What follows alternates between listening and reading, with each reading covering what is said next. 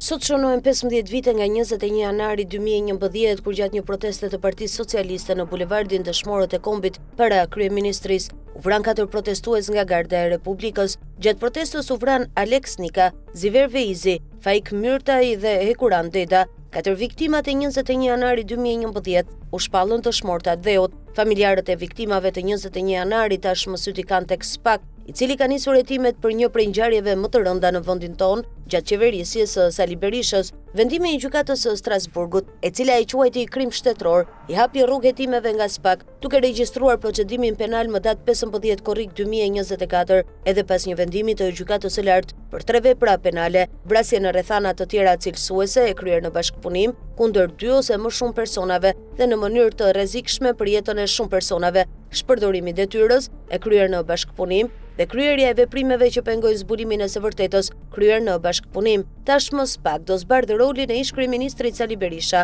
ish-ministrit të Brendshëm Lulzim Basha, ish-kreu të Gardës Ndrea Prendi dhe të tjerëve. SPAK ka nisur marrje në pyetje për dosjen e 21 janarit, ku deri më tani janë pyetur ish-drejtori i përgjithshëm i Policisë së Shtetit Hysni Burgaj, zëvendësi i tij Agron Kuliçaj, deputeti i PS-s Xhemal Qefalia, si edhe Sajmir Tahiri. Procedimi penal është regjistruar për vrasjen e Alex Nikës dhe plagosjen e 3 protestuesve të tjerë, Artes Dybeli, Ilia Qesko dhe Ilia Papa, por nëse akuzat provohen dhe faktohet se Garda është urdhëruar të kalojë nga plumbat manovër në plumba të vërtet nga Sali Berisha apo Lulzim Basha, dëshkimi do t'jepet për të gjitha jetët e humbura si krim shtetëror.